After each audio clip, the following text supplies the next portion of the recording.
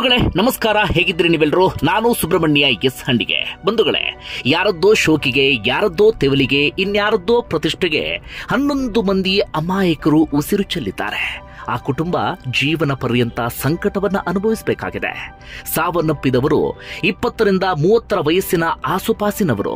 ಹೀಗಾಗಿ ಬದುಕಿ ಬಾಳಬೇಕಾದಂತವರ ಉಸಿರು ಇಷ್ಟು ಬೇಗ ನಿಂತಂತಾಗಿದೆ. ಅದರ ಬೆನ್ನಲ್ಲೇ ಇಡೀ ರಾಜ್ಯಾದ್ಯಂತ ಸಹಜವಾಗಿ ತೀವ್ರವಾದಂತಹ ಆಕ್ರೋಶ ವ್ಯಕ್ತವಾಗಿತ್ತು. ರಾಜ್ಯ ಸರ್ಕಾರದ ಮೇಲೆ ಜನ ಒತ್ತಡ ಹೇರುವಂತ ಕೆಲಸವನ್ನ ಮಾಡ್ತಾ ಇದ್ರು. ಅದರ ಬೆನ್ನಲ್ಲೇ ಒಂದಷ್ಟು ಜನ ನಿರೀಕ್ಷೆ ಮಾಡಿದ್ರು, ಈ ಪ್ರಕರಣವನ್ನ ಒಂದಷ್ಟು ಪೊಲೀಸ್ ಅಧಿಕಾರಿಗಳ ತಲೆಗೆ ಕಟ್ಟಬಹುದು ರಾಜ್ಯ ಸರ್ಕಾರ ಅಂತ. ಈಗ ಆಗಿದ್ದು ಕೂಡ ಅದೇ.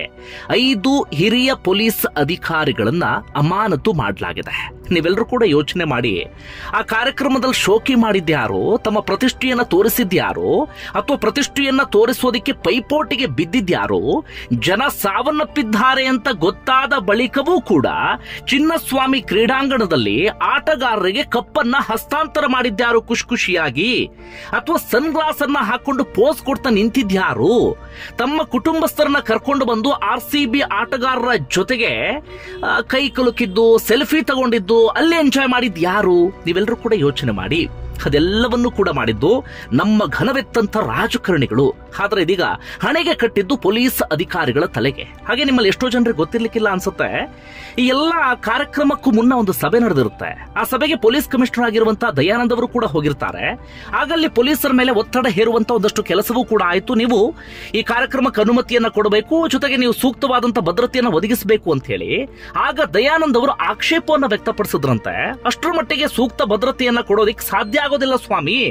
ಒಂದು ಕಡೆಯಿಂದ ವಿಧಾನಸೌಧದಲ್ಲಿ ಕಾರ್ಯಕ್ರಮ ಅಂತಿದ್ದೀರಿ, ಚಿನ್ನಸ್ವಾಮಿ ಕ್ರೀಡಾಂಗಣದಲ್ಲಿ ಕಾರ್ಯಕ್ರಮ ಅಂತಿದ್ದೀರಿ, ಪರೇಡ್ ಅಂತ ಇದ್ದೀರಿ, ಅದೇ ರೀತಿಯಾಗಿ ಆಟಗಾರರನ್ನ ಏರ್ಪೋರ್ಟ್ ಇಂದ ಇಲ್ಲಿ ಕರ್ಕೊಂಡು ಬರುವವರೆಗೂ ಕೂಡ ನಾವು ಭದ್ರತೆಯನ್ನು ಒದಗಿಸಬೇಕಾಗತ್ತೆ. ಇಷ್ಟೆಲ್ಲ ಹೇಗೆ ಸಾಧ್ಯ ಆಗುತ್ತೆ ಅಂತ.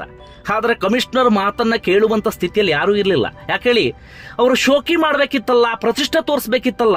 ಹೀಗಾಗಿ ಪೊಲೀಸ್ ಅಧಿಕಾರಿಗಳ ಮೇಲೆ ಒತ್ತಡವನ್ನ ಹೇರಿದ್ರು. ಅವ್ರ ಮೇಲೆ ಒತ್ತಡವನ್ನ ಹೇರಿ ಕಾರ್ಯಕ್ರಮವನ್ನ ಒತ್ತಾಯಪೂರ್ವಕವಾಗಿ ಮಾಡಿಸಿ ಕೊನೆಗೆ ಇದೀಗ ಪೊಲೀಸ್ ಅಧಿಕಾರಿಗಳ ತಲೆಗೆ ಕಟ್ಟುವಂತ ಕೆಲಸವನ್ನ ಮಾಡಿದ್ದಾರೆ. ಈಗ ಸಸ್ಪೆಂಡ್ ಆಗಿದ್ದು ಯಾರ್ಯಾರು? ಬೆಂಗಳೂರು ನಗರ ಪೊಲೀಸ್ ಆಯುಕ್ತರಾಗಿರುವಂತ ಬಿ ದಯಾನಂದ್, ಒಳ್ಳೆ ಹೆಸರನ್ನ ಮಾಡಿದಂತಹ ಅಧಿಕಾರಿ. ಇನ್ನೇನು DGP ಹುದ್ದೆಗೆ ಮುಂಬಡ್ತಿಯನ್ನ ಪಡಿಬೇಕಾಗಿತ್ತು. ಈಗ ಸಸ್ಪೆಂಡ್ ಆದಂತ ಕಾರಣಕ್ಕಾಗಿ ಅದಕ್ಕೂ ಕೂಡ ಪೆಟ್ಟು ಬಿದ್ದಂತಾಗಿದೆ. ಅದು ಬೇರೆ ವಿಚಾರ ಬಿಡಿ. ಇದೇ ವ್ಯಕ್ತಿ ಅಂದ್ರೆ ದಯಾನಂದ್ ಅವರೇ ಕಾರ್ಯಕ್ರಮಕ್ಕೆ ಅನುಮತಿಯನ್ನ ಕೊಡೋದಿಕ್ಕೆ ನಿರಾಕರಿಸಿದ್ರು. ಆದ್ರೆ ಇದೀಗ ಅವರ ತಲೆಗೆ ಕಟ್ಟುವಂತ ಕೆಲಸವನ್ನ ಮಾಡಲಾಗಿದೆ. ನಮ್ಮ ಇತಿಹಾಸದಲ್ಲೇ, ರಾಜ್ಯದ ಇತಿಹಾಸದಲ್ಲೇ ಪ್ರಪ್ರಥಮ ಬಾರಿಗೆ ಬೆಂಗಳೂರು ನಗರ ಕಮಿಷನರ್ ಅನ್ನ ಸಸ್ಪೆಂಡ್ ಮಾಡಿದಂತಾಗಿದೆ. ಕೇವಲ ಅವರೊಬ್ಬರನ್ನ ಮಾತ್ರ ಅಲ್ಲ, ಅವರ ಜೊತೆಗೆ ಇನ್ನೂ 4ರನ್ನ. ಯಾರು? ವಿಕಾಸ್ ಕುಮಾರ್ ಹೆಚ್ಚುವರಿ ಆಯುಕ್ತರು ಪಶ್ಚಿಮ ವಿಭಾಗ, ಶೇಖರ್ DCP ಕೇಂದ್ರ ವಿಭಾಗ, Balakrishna ACP Cubbon park, Girish inspector Cubbon park. ಇವರೆಲ್ಲರನ್ನು ಕೂಡ ಇದೀಗ ಸಸ್ಪೆಂಡ್ ಮಾಡಿ, ನೋಡಿ ಇವರಿಂದಲೇ ಎಡವಟ್ಟಾಗಿದ್ದು ಅಂತ ರಾಜ್ಯ ಸರ್ಕಾರ ಸಾರಿ ಹೇಳ್ತಾ ಇದೆ. ರಾಜ್ಯ ಸರ್ಕಾರ ಕೊಡ್ತಿರುವಂತ ಕಾರಣ ಏನು? ಒಂದು ಹೇಳ್ತಾ ಇದೆ ರಾಜ್ಯ ಸರ್ಕಾರ, ಪೊಲೀಸರು ಸೂಕ್ತವಾದಂತ ಭದ್ರತೆಯನ್ನ ಕೊಟ್ಟಿಲ್ಲ ಅಂತ ಹೇಳಿ. ಮತ್ತೊಂದು ರಾಜ್ಯ ಸರ್ಕಾರ ಹೇಳ್ತಾ ಇರೋದು, ಸಾವನ್ನಪ್ಪಿದವರ ಕುರಿತಾಗಿ ನಮಗೆ ಸರಿಯಾದ ರೀತಿ ಮಾಹಿತಿನೇ ಕೊಡ್ಲಿಲ್ಲ ಆರಂಭದಲ್ಲಿ ಎನ್ನುವ ರೀತಿಯಲ್ಲಿ. ಹೌದು, ಸೂಕ್ತ ಭದ್ರತೆ ಇರಲಿಲ್ಲ, ಅದನ್ನ ನಾವೆಲ್ಲರೂ ಕೂಡ ಒಪ್ಕೊಳ್ಬೇಕಾಗತ್ತೆ. ಕಬ್ಬನ್ ಪಾರ್ಕ್ ಸುತ್ತಮುತ್ತ ಸೇರಿದಂತೆ, ವಿಧಾನಸೌಧ ಮುಂಭಾಗ ಸೇರಿದಂತೆ, ಅದೇ ರೀತಿಯಾಗಿ ಚಿನ್ನಸ್ವಾಮಿ ಕ್ರೀಡಾಂಗಣದ ಸುತ್ತಮುತ್ತ ಒಂದಷ್ಟು ಭದ್ರತೆಯನ್ನು ಒದಗಿಸೋಕೆ ಸಾಧ್ಯ ಆಗಿಲ್ಲ. ಯಾಕೆ ಸಾಧ್ಯ ಆಗಿಲ್ಲ? ನೀವು 10 ಕಡೆ ಒಟ್ಟೊಟ್ಟಿಗೆ ಕಾರ್ಯಕ್ರಮವನ್ನು ದಿಢೀರ್ ಅಂತೇಳಿ ಆಯೋಜನೆ ಮಾಡಿದ್ರೆ ಪೊಲೀಸರು ತಾನೇ ಏನ್ ಮಾಡೋದಕ್ಕೆ ಸಾಧ್ಯ ಆಗುತ್ತೆ ಹೇಳಿ. ಹಾಗೆ ಸಂದರ್ಭದಲ್ಲಿ ಪೊಲೀಸರ ಕಾರ್ಯವೈಖರಿ ನಾವು ಶ್ಲಾಘಿಸಲೇಬೇಕು. ತಕ್ಷಣಕ್ಕೆ ಅವರೆಲ್ಲರನ್ನ ಎತ್ಕೊಂಡು ಓಡಿದ್ದು ಪೊಲೀಸರು, ಅವ್ರನ್ನ ಸಾಧ್ಯ ಆದಷ್ಟು ರಕ್ಷಣೆ ಮಾಡೋದಕ್ಕೆ ಪ್ರಯತ್ನ ಪಟ್ಟಿದ್ದು ಪೊಲೀಸರು. ಆದ್ರೆ ಇದೀಗ ಪೊಲೀಸರ ತಲೆಗೆ ಕಟ್ಟುವಂತ ಕೆಲಸವನ್ನ ಮಾಡಲಾಗಿದೆ. ನನ್ನ ಪ್ರಕಾರ ಇಲ್ಲಿ ತಲೆದಂಡ ಆಗಬೇಕಾಗಿದ್ದು ಪ್ರಮುಖವಾಗಿ KC ಅವರು, ಜೊತೆಗೆ CM ಹಾಗೆ DCM ಇದರ ಹೊಣೆ ಹೊತ್ಕೊಳ್ಬೇಕಾಗಿತ್ತು, ಜವಾಬ್ದಾರಿಯನ್ನ ಹೊತ್ಕೊಳ್ಬೇಕಾಗಿತ್ತು. ಅವ್ರ ಪ್ರತಿಷ್ಠೆಗೆ ಬಿದ್ದಂತವರು. ಆದ್ರೆ ಇದೀಗ ಅವರೆಲ್ಲರೂ ಕೂಡ ಸೇರಿ ಆರಾಮಾಗಿ ನುಣುಚಿಕೊಂಡು ಇವರ ತಲೆಗೆ ಕಟ್ಟುವಂತ ಕೆಲಸವನ್ನ ಮಾಡಿದ್ದಾರೆ. ಇದು ಒಂದು ಬೆಳವಣಿಗೆ. ಮತ್ತೊಂದು ಕಡೆಯಿಂದ ಆರಂಭದಲ್ಲಿ FIR ದಾಖಲಾಗಿರಲಿಲ್ಲ, ಅಸಹಜ ಸಾವು ಅಂತ ಹೇಳಿ UDR ಅನ್ನ ದಾಖಲಿಸಿಕೊಳ್ಳಲಾಗಿತ್ತು. ಪ್ರಕರಣವನ್ನು ಮುಚ್ಚಿ ಹಾಕುವಂತ ಪ್ರಯತ್ನ ನಡೆದಿತ್ತು. ಮಾಧ್ಯಮಗಳಲ್ಲಿ ನಿರಂತರವಾಗಿ ಸುದ್ದಿ ಪ್ರಕಟ ಆಗ್ತಾ ಇದ್ದ ಹಾಗೆ ಕಬ್ಬನ್ ಪಾರ್ಕ್ ಪೊಲೀಸ್ ಠಾಣೆಯಲ್ಲಿ ಸ್ವಯಂ ಪ್ರೇರಿತ ಪ್ರಕರಣವನ್ನು ದಾಖಲಿಸಿಕೊಳ್ಳಲಾಗಿದೆ. ಯಾರ್ಯಾರ ವಿರುದ್ಧ? RCB ವಿರುದ್ಧ, KSCA ವಿರುದ್ಧ, ಅದೇ ರೀತಿಯಾಗಿ DNA ಇವೆಂಟ್ ಮ್ಯಾನೇಜ್ಮೆಂಟ್ ವಿರುದ್ಧ. ಅವರೇ ಕಾರ್ಯಕ್ರಮವನ್ನು ಆಯೋಜನೆ ಮಾಡಿದಂತೆ ಇವೆಂಟ್ ಮ್ಯಾನೇಜ್ಮೆಂಟ್ ಕಂಪನಿ ಅವರ ವಿರುದ್ಧ ಎಫ್ಐಆರ್ ದಾಖಲಾಗಿದೆ. ಅವರನ್ನ ಅಂದ್ರೆ ಅದರ ಪ್ರತಿನಿಧಿಗಳನ್ನ ಅರೆಸ್ಟ್ ಮಾಡೋದಕ್ಕೂ ಕೂಡ ಸಿಎಂ ಸೂಚನೆಯನ್ನು ಕೊಟ್ಟಿದ್ರು. ಅದರ ಬೆನ್ನಲ್ಲೇ 4 ಇದೀಗ ಅರೆಸ್ಟ್ ಮಾಡಲಾಗಿದೆ. ಒಬ್ರು ಯಾರು, RCB ಮ್ಯಾನೇಜ್ಮೆಂಟ್ಗೆ ಸೇರಿದಂತ ನಿಖಿಲ್, ಮಾರ್ಕೆಟಿಂಗ್ ಹೆಡ್ ಅಂತೆ, ನಿಖಿಲ್ ಸೋಸ್ಲೆ ಅಂತ ಹೆಸರು. ಈ ಮನುಷ್ಯನನ್ನ ಅರೆಸ್ಟ್ ಮಾಡಲೇಬೇಕಾಗಿದ್ದು, ಯಾಕಂದ್ರೆ ಪೊಲೀಸರು ಅನುಮತಿ ಕೊಡೋಕು ಮುನ್ನವೇ ಬೆಳಗ್ಗೆ ಮುಂಚೆ RCB ಪೇಜ್ ನಲ್ಲಿ ಪರೇಡ್ ಇದೆ ಅಂತ ಹೇಳಿ ಒಂದು ಟ್ವೀಟ್ ಅನ್ನ ಮಾಡಿ ಹುಂಬುತನವನ್ನ ಪ್ರದರ್ಶನ ಮಾಡಿದ ವ್ಯಕ್ತಿ. RCB ಆಟಗಾರರ ಜೊತೆಯಲ್ಲೇ ಎತ್ತರದ ಒಬ್ಬ ಮನುಷ್ಯ ಇದ್ನಲ್ಲ, ಈ ವ್ಯಕ್ತಿಯೇ ನಿಖಿಲ್ ಅಂತ ಹೇಳಿ ಸದ್ಯ ಅವರನ್ನ ಅರೆಸ್ಟ್ ಮಾಡಲಾಗಿದೆ. ಅದರ ಜೊತೆಗೆ ಇನ್ನು 4 ಕೂಡ ಈ ಪ್ರಕರಣಕ್ಕೆ ಸಂಬಂಧಪಟ್ಟ ಹಾಗೆ ಅರೆಸ್ಟ್ ಮಾಡಲಾಗಿದೆ. ಇನ್ನು KSCA ಕಾರ್ಯದರ್ಶಿ, ಖಜಾಂಚಿ ಇವರೆಲ್ಲರೂ ಕೂಡ ನಾಪತ್ತೆಯಾಗಿದ್ದಾರೆ. ಅವರಿಗೋಸ್ಕರ ಹುಡುಕಾಟ ನಡೀತಾ ಇದೆ. ಮತ್ತೊಂದು ಕಡೆಯಿಂದ ಹೈಕೋರ್ಟ್ ನಿವೃತ್ತ ನ್ಯಾಯಮೂರ್ತಿ ಮೈಕೆಲ್ ಡಿ ಕುನ್ನಾ ನೇತೃತ್ವದಲ್ಲಿ ಏಕಸದಸ್ಯ ತನಿಖಾ ಆಯೋಗವನ್ನು ರಚನೆ ಮಾಡಲಾಗಿದೆ. ತನಿಖೆಗೋಸ್ಕರ CID ತಂಡವನ್ನು ಕೂಡ ರಚನೆ ಮಾಡಲಾಗಿದೆ.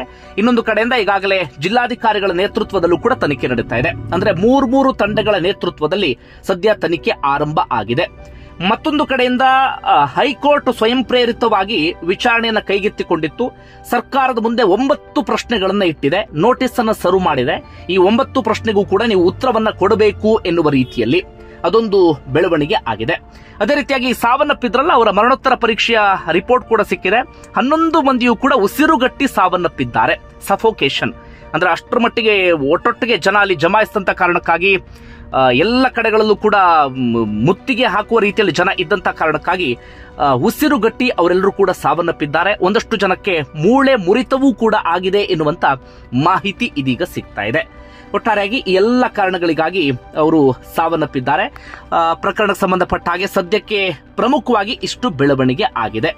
ಪೊಲೀಸ್ ಅಧಿಕಾರಿಗಳ ತಲೆದಂಡ, ತನಿಖೆಗೋಸ್ಕರ 3 ತಂಡಗಳನ್ನು ರಚನೆ ಮಾಡಿದ್ದು, ಈಗಾಗಲೇ 4 ಬಂಧಿಸಿದ್ದು, KSCA ಪ್ರತಿನಿಧಿಗಳಿಗೋಸ್ಕರ ಹುಡುಕಾಟ ಆರಂಭ ಆಗಿದೆ.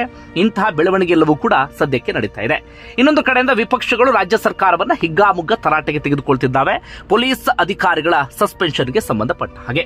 ಇನ್ನೊಂದು ಕಡೆಯಿಂದ ನಾವಿಲ್ಲಿ ವಿಪಕ್ಷಗಳನ್ನು ಕೂಡ ಸಮರ್ಥನೆ ಮಾಡ್ಕೊಳ್ಳೋಕೆ ಸಾಧ್ಯವೇ ಆಗೋದಿಲ್ಲ. ವಿಪಕ್ಷಗಳಿಗೆ ಯಾವ ನೈತಿಕತೆಯೂ ಕೂಡ ಇಲ್ಲ. ನಿಮ್ಮಲ್ಲಿ ಎಷ್ಟೋ ಜನಕ್ಕೆ ಗೊತ್ತಿರ್ಲಿಕ್ಕಿಲ್ಲ ಅನ್ಸುತ್ತೆ ಈ ವಿಚಾರ. ಈ ಪರೇಡ್ ಕ್ಯಾನ್ಸಲ್ ಆಯ್ತಲ್ಲ, ಕ್ಯಾನ್ಸಲ್ ಆಗ್ತಾ ಇದ್ದ ಹಾಗೆ ಇದೇ ಬಿಜೆಪಿ ಕಡೆಯಿಂದ ಟ್ವೀಟ್ ಬರುತ್ತೆ, ಬಿಜೆಪಿಯ ಪ್ರಮುಖ ನಾಯಕರ ಕಡೆಯಿಂದ ಟ್ವೀಟ್ ಬರುತ್ತೆ. ಅಭಿಮಾನಿಗಳಿಗೆ RCB ಆಟಗಾರರನ್ನ ಕಣ್ತುಂಬಿಕೊಳ್ಳುವಂತ ಅವಕಾಶವನ್ನ ಈ ರಾಜ್ಯ ಸರ್ಕಾರ ಕಿತ್ಕೊಳ್ತಾ ಇದೆ. ನೋಡಿ, ಇದೆಂಥ ರಾಜ್ಯ ಸರ್ಕಾರ, ಅವರಿಗೆ ಅವಕಾಶವನ್ನ ಮಾಡ್ಕೊಡ್ಬೇಕಲ್ಲ ಅಂತ ಹೇಳಿ ಟ್ವೀಟ್ ಮಾಡಿದ್ರು. ಯಾವಾಗ ಕಾಲ್ ತುಳಿತಾಯ್ತು, ಯಾವಾಗ ಜನ ಸಾವನ್ನಪ್ಪೋದಕ್ಕೆ ಶುರುವಾಯ್ತು, ತಕ್ಷಣವೇ ಟ್ವೀಟ್ ಡಿಲೀಟ್. ವಿಪಕ್ಷ ನಾಯಕರ ವರಸೆ ಬದಲು, ಅಯ್ಯೋ ರಾಜ್ಯ ಸರ್ಕಾರ ಇಂಥದೊಂದು ಕಾರ್ಯಕ್ರಮವನ್ನು ಆಯೋಜನೆ ಮಾಡಬೇಕಿತ್ತ, ಅಷ್ಟೊಂದು ಜನವನ್ನ ಸೇರಿಸಬೇಕಿತ್ತ, ಹಾಗೆ ಹೀಗೆ ಅಂತ ಹೇಳಿ. ಈ ರಾಜಕಾರಣಿಗಳೆಲ್ಲರೂ ಕೂಡ ಒಂದೇ, ನಾಚಿಕೆ, ಮಾನ, ಮರ್ಯಾದೆ ಎಲ್ಲವನ್ನೂ ಕೂಡ ಬಿಟ್ಟಂತವರು. ಜನರ ಬಗ್ಗೆ ಯಾವ ಕಾಳಜಿ ಇಲ್ಲ, ಜನರ ಬಗ್ಗೆ ಸಣ್ಣ ಯೋಚನೆಯೂ ಕೂಡ ಇಲ್ಲ. ಅವರ ಪ್ರತಿಷ್ಠೆ, ಅವರ ರಾಜಕೀಯ ಬೆಳೆ ಬಯಸ್ಕೊಳ್ಳೋದು, ಹೇಗಾದ್ರೂ ಮಾಡಿ ಜನರ ಗಮನವನ್ನು ಸೆಳೆಬೇಕು, ಹೇಗಾದ್ರೂ ಮಾಡಿ ಒಂದಷ್ಟು ಓಟನ್ನು ಗಳಿಸಿಕೊಳ್ಳೋದಕ್ಕೆ ಈಗಲಿಂದನೇ ಪ್ರಯತ್ನ ಪಡಬೇಕು ಎನ್ನುವಂತ ಒಂದಷ್ಟು ಪ್ರಯತ್ನ. ಆ ಕಾರಣಕ್ಕಾಗಿ ಇವತ್ತು ರಾಜ್ಯದಲ್ಲಿ ಇಂತಹ ದುರಂತಗಳೆಲ್ಲವೂ ಕೂಡ ಸಂಭವಿಸ್ತಾ ಇರೋದು. ಇಂಥ ದರಿದ್ರ ವ್ಯವಸ್ಥೆಯಲ್ಲಿ ನಾವೆಲ್ಲರೂ ಕೂಡ ಬದುಕ್ತಾ ಇದ್ದೇವೆ. ಒಂದು ವೇಳೆ ಸದ್ಯಕ್ಕಿಷ್ಟು ಬೆಳವಣಿಗೆ, ನಮ್ಮ ಚಾನಲ್ನಿಂದ ಕಂಟಿನ್ಯೂಸ್ ಒಂದಷ್ಟು ವಿಡಿಯೋಗಳು ನಿಮ್ಮ ಮುಂದೆ ಬರ್ತಾ ಹೋಗುತ್ತೆ. ಯಾಕಂದ್ರೆ ಇಂತಹ ಪ್ರಕರಣಕ್ಕೆ ಸಂಬಂಧಪಟ್ಟ ಹಾಗೆ ನಾವು ಮಾತಾಡಲೇಬೇಕು. 11 ಜನರ ಸಾವು ಅಂದ್ರೆ ಅದು ಸಾಮಾನ್ಯ ವಿಚಾರ ಅಲ್ಲ. ಧನ್ಯವಾದ ವಿಡಿಯೋ ನೋಡಿದ್ದಕ್ಕಾಗಿ.